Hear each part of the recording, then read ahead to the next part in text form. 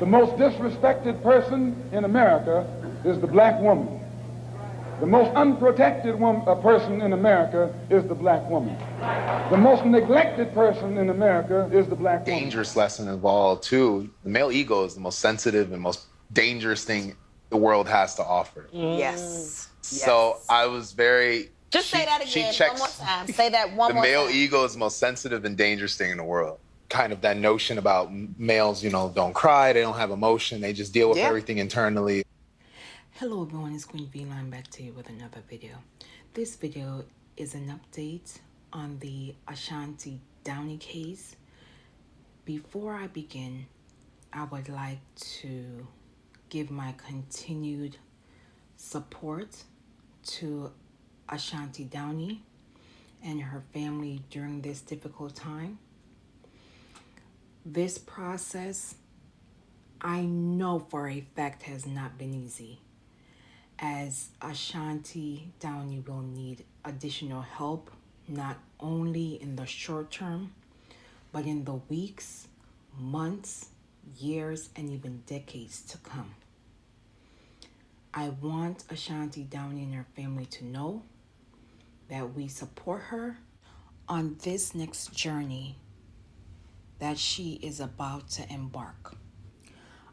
Ashanti Downey's mother, Mrs. Davis, wrote a post via GoFundMe in which I will read in part.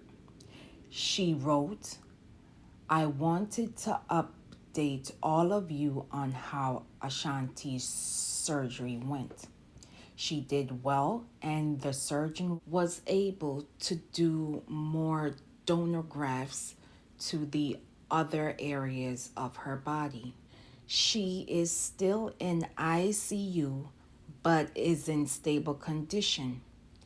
Please continue to pray for her as she continues down her extensive journey of healing." She ended her post by stating, "Thank you for your continued support and generosity. It is so heartfelt. May God continue to bless each and every one of you." As it pertains to the new developments, it has been confirmed by reports that Jami Raiziah Griffin, the accused suspect and partner of Ashanti Downey, who is currently facing attempted homicide, assault with a weapon, and assault on female DV. His mother, Latonya Renee Murchison, has been charged with accessory after the fact. According to authorities, Murchison helped the suspect cover up the incident that occurred on December 16, 2024, by attempting to discard Ashanti Downey's clothing, taking her away from the crime scene, and then lying to authorities once they learned about Ashanti Downey's injuries. Murchison was taken into custody on New Year's Eve 2024. As previously reported, Ashanti Downey was walking in the area of NC 27 West and Barbecue Church Road when allegedly 3 persons doused her with gasoline and then lit her on fire. Ashanti Downey was then taken to the ER, in which Ashanti Downey suffered from significant burns to her body. During Griffin's initial appearance, he was given a $1 million bond, in which the judge issued an order that he could not have any contact with Ashanti Downey nor her family. As it pertains to Murchison, his mother, she received a $500,000 secured bond, in which she is scheduled to make a court appearance. At the recording of this video, there is no additional information as it pertains to the court proceedings. When the information becomes available, I will update in future videos and posts. These are my thoughts. How can you aid in this horrific situation? I need us as women and as adults to hold each other accountable.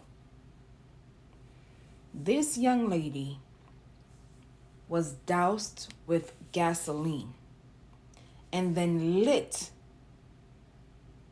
by your kin. And instead of helping her, you took her away from the scene of the crime. You acted as if you had no idea what occurred.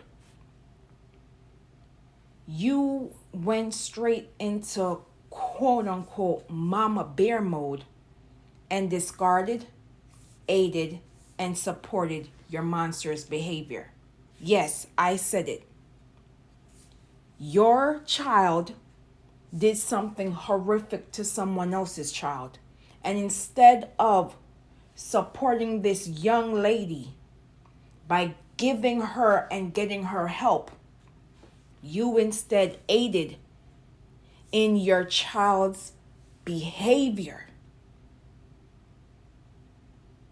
At some point, as the adults, we have to start asking logical questions of how could you support this action after the fact.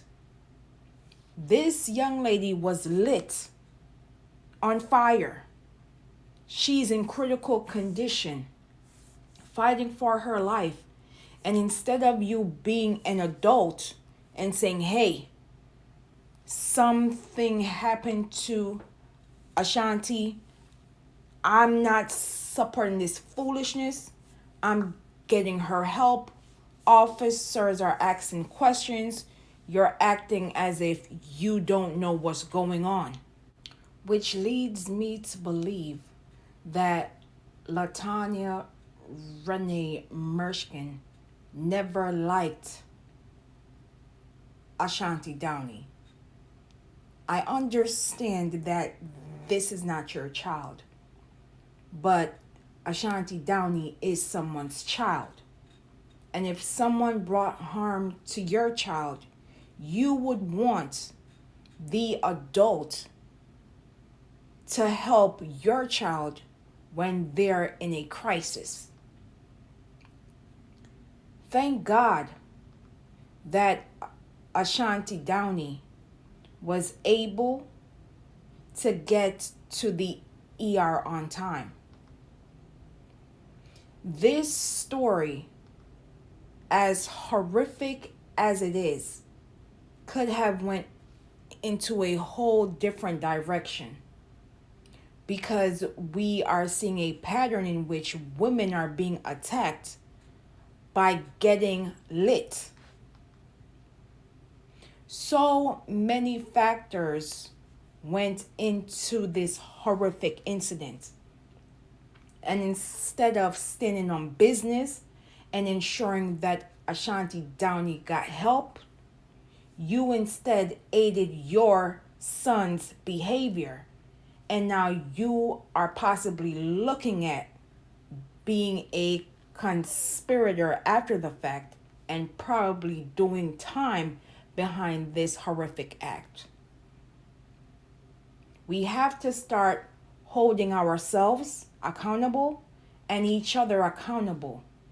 Because if we continue on this path of being silent and not doing the right thing, we can complain when the fire is in our house.